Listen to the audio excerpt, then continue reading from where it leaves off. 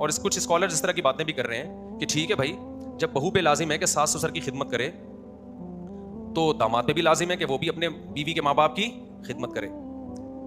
دیکھو خدمت دونوں پہ لازم ہے, لیکن خدمت کی جو نیچر ہے نا وہ مرد اور عورت کی نیچر کو دیکھ کے متعین کی جائے گی.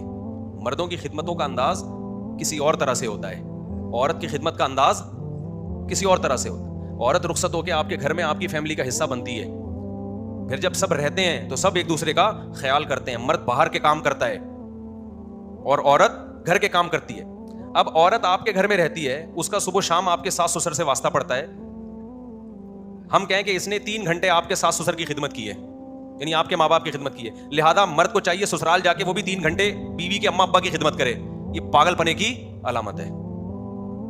مرد کو چاہیے کہ جب اس کے ساس سسر اس کے گھر میں آئیں اور ساس اپنے داماد سے پانی مانگے تو داماد پر لازم ہے اخلاقی طور پر کہ وہ جائے اور ساس کو پانی پلائے. وہ اگر یہ کہے کہ مجھ پر آپ کی خدمت واجب نہیں ہے, میرا خیال ہے ایسے داماد سے فوراً خلا لے لینا چاہیے. نہیں یاری بات, میرا خیال ہے ہم اس کو بھی پابند کرتے ہیں. آپ کے سسر آئے ہوئے ہیں, آپ داماد ہو, آپ کے سسر گھر میں آئے ہوئے ہیں, وہ سسر کہتا ہے بیٹا ذرا ایسا ہے کہ مجھے آج گھر میں کوئی بھی نہیں ہے, تم کھانا بنا کے کھلا دو مجھے. حالانکہ مرد کو کھانے بنانے آتے نہیں ہے, نہ یہ کام آتا ہے, تو شرعن لازم ہے یا نہیں ہے کہ یہ اپنے سسر کا اکرام کرے, یا تو ہوٹل سے منگا کے دے یا ان کے لیے بنا کے دے. وہ کہے میرے اوپر سسر کی خدمت لازم, ہم دونوں پر لازم کرتے ہیں, لیکن دونوں کی خدمت کا اسٹائل مرد اور عورت کے فرق کی وجہ سے کیا ہے, چینج ہے. مرد کی خدمت کسی اور طرح سے ہوتی ہے, عورت کی خدمت کسی اور طرح سے ہوتی ہے. بلکہ سسر تو دور کی بات, آپ کی بیوی کا بڑا بھائی بھی آ جائے نا, اس کو بھی سسر والا احترام دیا جاتا ہے, اس کی بھی اطاعت کی جاتی ہے. اگر کوئی کام کہتے ہیں, ہم تو اپنے خاندانوں میں ہم نے دیکھا ہے, جب آپ کا کوئی بڑا رشتہ آئے گا, وہ آپ کو کہے نا میری بائک پنچر ہو گئی, پنچر لگوا کے لے آ, آپ بولے میرے اوپر آپ کی خدمت لازم نہیں ہے, وہ آپ کو پنچر کر دے گا. کہے گا بائک کا پنچر بعد میں لگے گا, تیرا پنچر. کیا سکھا رہے ہو آپ سوسائٹی کو بھائی؟ ساسوں کو, بہوؤں کو ساسوں کا باغی بنا رہے ہو, بیوی کو شوہر کا باغی بنا رہے ہو, عوام کو ریاست اور اسٹیٹ کا باغی بنا رہے ہو. کچھ اسکالرز کا کام ہے بغاوت پہ لانا. کچھ اسکالرز ایسی تبلیغ کر رہے ہیں کہ لیبل قرآن و سنت کا لگا ہوا ہے, لیکن اس کا رزلٹ پتہ کیا نکل رہا ہے, عوام علماء سے بدگمان ہو.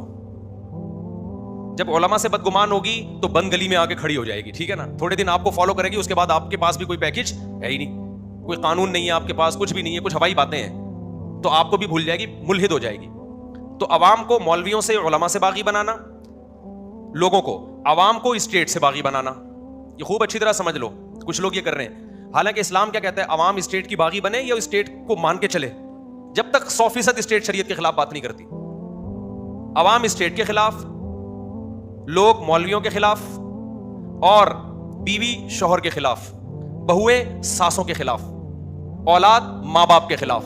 نتیجہ تباہی, بربادی, قطع رحمی, رشتہ داریاں ٹوٹنا, ہر شخص شتر بے لگام اونٹ کی طرح ہوگا, اور رزلٹ وہ نکلے گا جو انگریزوں کا نکلا ہے. وہاں نہ بیوی شوہر کی مانتی ہے نہ شوہر بیوی کی, وہاں ساس بہو وغیرہ یہ پرانے قصے ہو چکے ہیں, ونس اپون اے ٹائم. اب ان کی ڈکشنری میں فادر ان لا اور مدر ان لا رہ گیا ہے, اس کے علاوہ کچھ بھی نہیں ہے. وہ صرف ریاست کے باغی نہیں ہے, وہ ریاست نے کنٹرول کر کے رکھا ہوا ہے, ریاست نے ان کو کنٹرول کر کے رکھا ہوا ہے. سمجھ میں آ رہی بات؟ ریاست نے کنٹرول کیا ہوا ہے, ریاست کے خلاف نہیں ہے وہ, باقی سب کے خلاف ہے.